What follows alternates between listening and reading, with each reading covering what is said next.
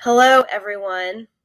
I'm here once again with my amazing friend Bonnie, and um, it's been on my mind for a few weeks now, at minimum, for us to talk about this topic of how did I participate. Like many of the topics that Bonnie and I enjoy, this one was inspired by David Meltzer and a discussion I had with him, as well as just a continuing focus on what did I do in any given situation that contributed towards what is going on with a person or a situation. And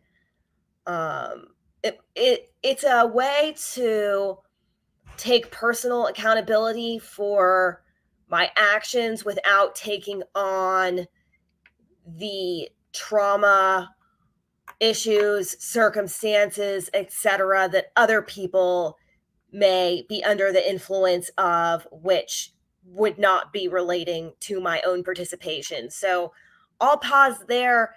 Um, Bonnie, what are your thoughts today on our topic about how did I participate?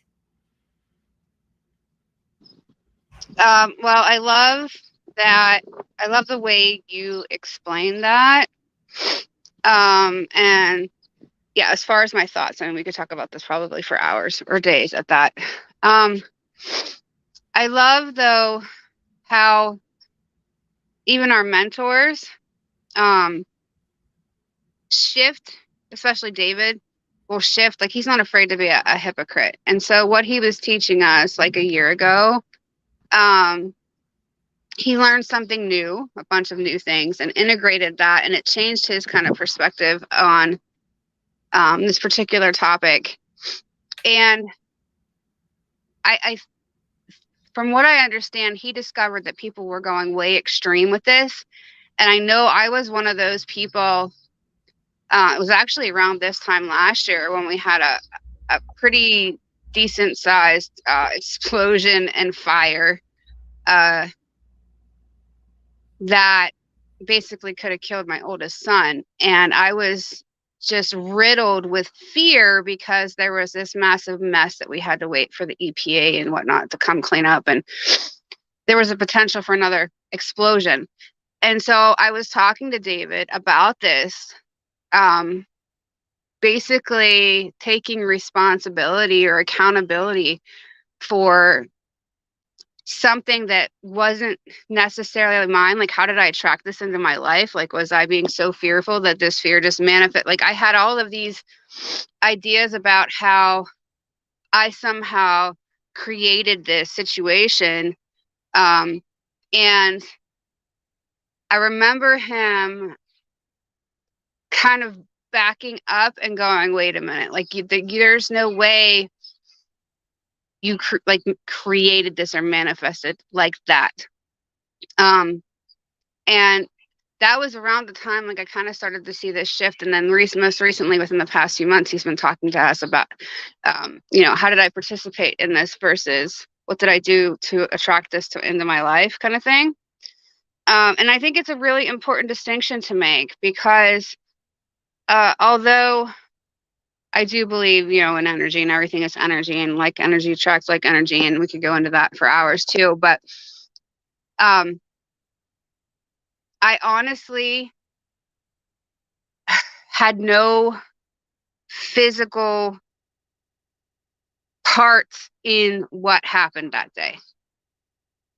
Like a lot, there was natural disasters happening out front, and our power went out, and my son was working on some things in the back, and but I can step back and see how uh what my participation level was in the whole situation. So yeah, I mean, low isn't causing it, but I did participate. Sorry. I did participate in like the after effects of it and what happened afterwards. We'll just kind of say that. Yeah, I know you and I have talked about this situation, but I mean, thinking about this, how did I participate? There are situations where what it's exactly what you said. That captures it really well, that sometimes my participation is pretty minimal in the actually like creating of the situation. And I try to remember what Abraham says about brushing up against the chaos of the universe. Even if you're in what she calls stage 5, where you're just receiving and like feeling blessed and receiving because you feel blessed and you're aligned there, you're still going to every once in a while brush up on the chaos of the universe. So it's not really something that any of us escape from. So the flip side of the coin is that having something happen that is undesirable is not necessarily like a sign of anything wrong with you. It's just that you brushed up against the chaos of the universe.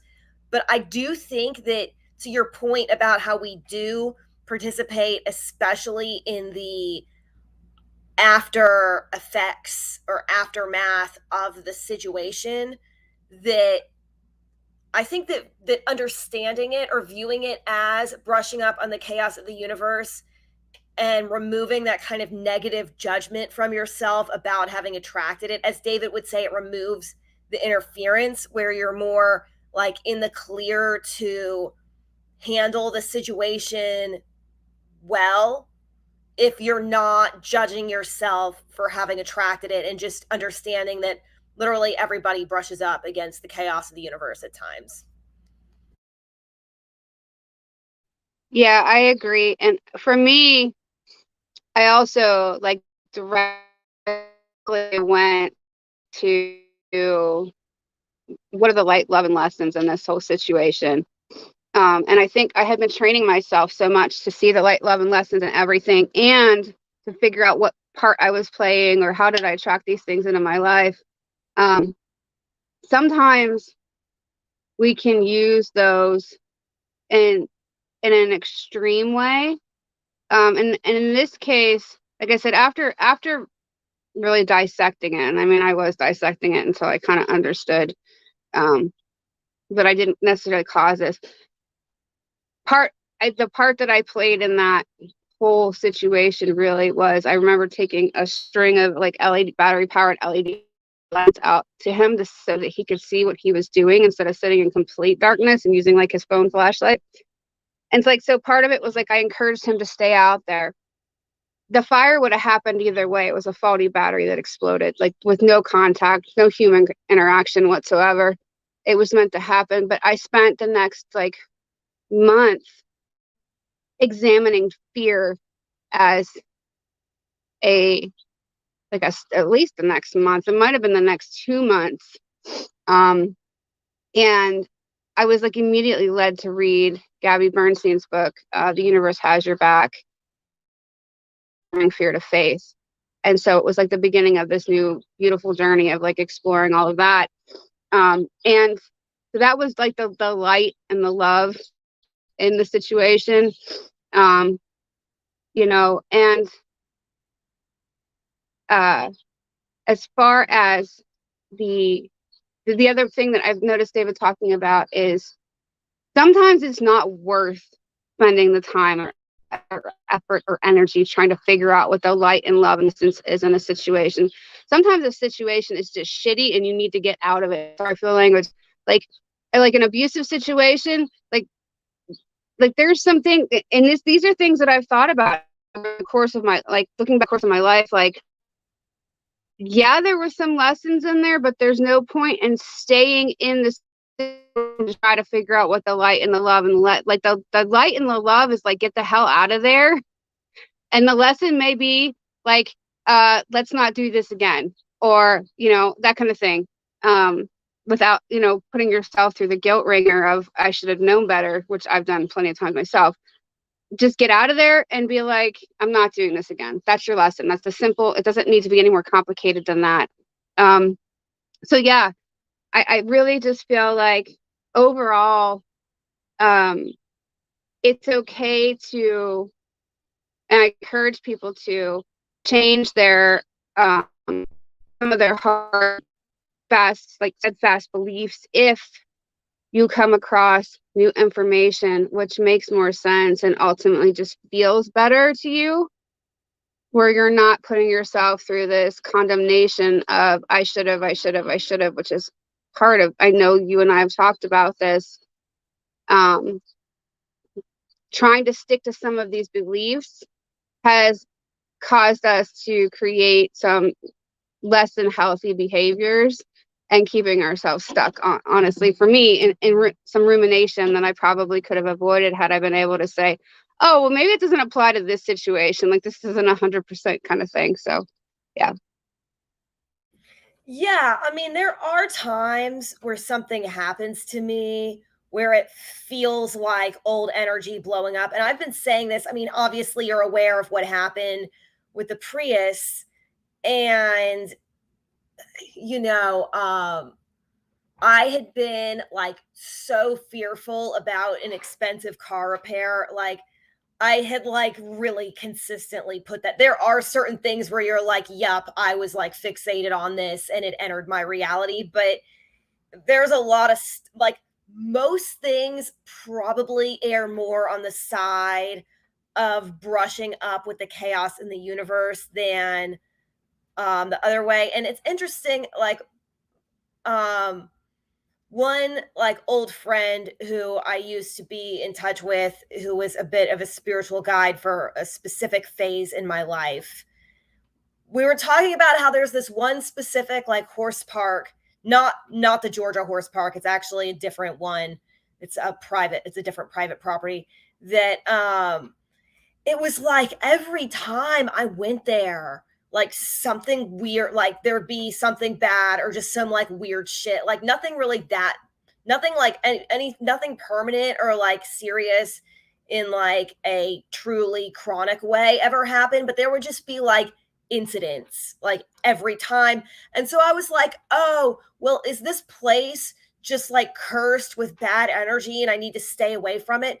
And she was like, you're stronger than that. She's like, you're stronger than like whatever energy exists there. And it's just like, yeah, on one hand, with the car thing, my energy of fear around it was strong enough that I feel comfortable saying I attracted that situation. But on the other hand, first of all, most energies, like if you believe like in yourself and your ability to recalibrate and you actually focus on like whatever practices you have, meditation works for a lot of people, like whatever you do to recenter, you'll be the magnet instead of being magnetized by just like any given energy. And therefore, it's more likely that stuff in your life is just chaos of the universe than, for example, the Prius thing where I was like consistently afraid of car repairs. Yeah, I believe that. And now being a year out from what happened, um, and this unfortunately did cause some long lasting effects with my younger son. Um, that we're still working through. Um, and I'm actually having a hard time because I know that besides the stress and anxiety of it and the psychological um, frustration, if you will, that he's having, like he's terrified of storms now because all of this kind of started with a really bad storm that day. And there was multiple explosions happening over the course of a day, which ended up in, again, this last one that was unrelated to the storm specifically, um, or directly, I should say. It was kind of an indirect thing. Now I'm kind of able to look at it as had I not had that experience myself, it wouldn't have shifted or helped me pivot kind of in a new direction and forced me to face a lot of this stuff head on. And I definitely wouldn't have been consuming everything that I was consuming over the next couple of months. But it's interesting because I look at like what you said. I was up until that point, having a lot. I don't even remember now what the fear was even about. I just remember that it was significant enough that I mentioned it to David that day. It was like 2 days after we had the fire. And thinking that I somehow this was like a culmination of all my fear.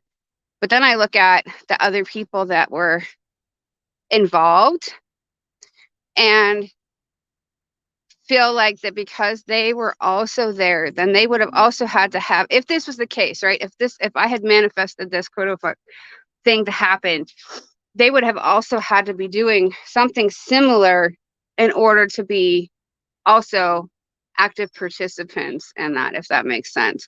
Like all three of my boys were here. My daughter was not here. My husband was here.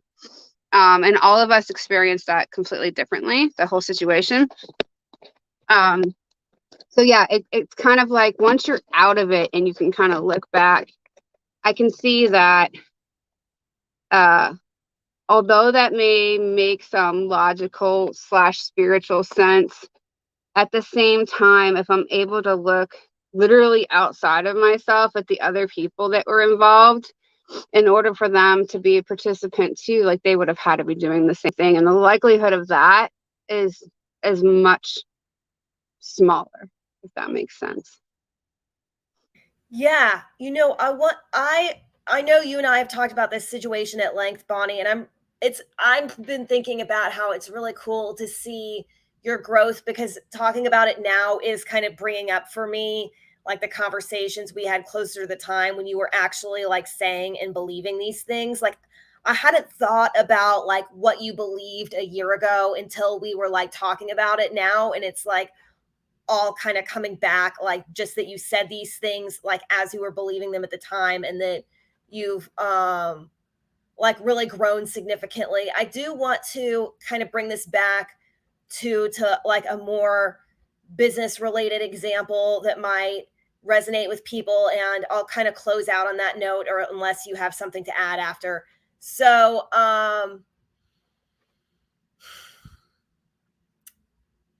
David on our last coaching call was talking about his perceived value and bottom line. And first of all, I mean, you know how much this was not even my conversation with him, it was someone else's, but you know how much I've talked to him about that and how I've like really grown from having those lessons. But then he said something about people treating him like TJ Maxx and Marshalls and Home Goods, and that they're always looking for a discount, and that he actually said that about himself, that just sharing his own experience with being treated that way. And it was like a light bulb moment for me in terms of like getting out of the victim mindset. I'm like, self, there is nothing wrong with you that you're getting this response from people sometimes. If David is experiencing this and he makes a lot of money, he has a lot of connections and deals and opportunities, and if he's brushing up against this, there's like not something wrong with me that's causing people to say that. It's like, if I believe that my participation when I get that response is just simply that I've stated my perceived value or my bottom line, and this person responded by treating me like Marshalls, TJ Maxx, or Home Goods, asking for a discount, that's not somehow like a unique shortcoming of mine. It's like I participated by asking, and like other people, including David, experience similar situations from the standpoint of participating by asking, and then everything else is outside of one's control. And just the moment of realization that David has this same experience kind of pulled me out of the victim mentality of like feeling sorry for myself, that there's something wrong with me, that I'm getting that response, and just realizing that my participation in those situations is pretty similar to David's when he experiences it. And like he doesn't feel bad about it, he just recognizes what the participation is without being like, what is he say, separate, offended, if inferior, superior, only for minutes and moments. Yeah, I love that. You know, he's definitely been an amazing mentor and friend to both of us. And I'm glad that we get to, help him by sharing what he teaches, and sharing we also get to help other people by sharing like our perspective and experience with what we're learning, and just pass that on in an exponential way. As far as that being a business related topic, I'm already seeing ways how that can apply in our personal lives as well. I know we have to go, so we could maybe save that conversation for another day, but it has a lot to do with setting boundaries in my mind. And I'll leave it at that because I know we'll just keep talking. We both have to go. I'm going to make a note. I'm going to make a note right now as soon as we sign off about the, asking for a discount, boundaries around worthiness. And that is going to be I've had some good topics. I need to get my repository on track so that I can access and have coherence. But we're on track with such things. And I'm glad for you coming on live here today, Bonnie, and sharing a really personal family story. And also yesterday, we did a live with Max about elevator pitches. Both Bonnie and Max shared great insights. So if you guys want to go back and check that out, I thought it was a very valuable and dynamic discussion. So on that note, yes, I will go ahead and send everyone off to the weekend. Thanks again, Bonnie, and we'll talk to you soon. You're welcome. Talk to you soon.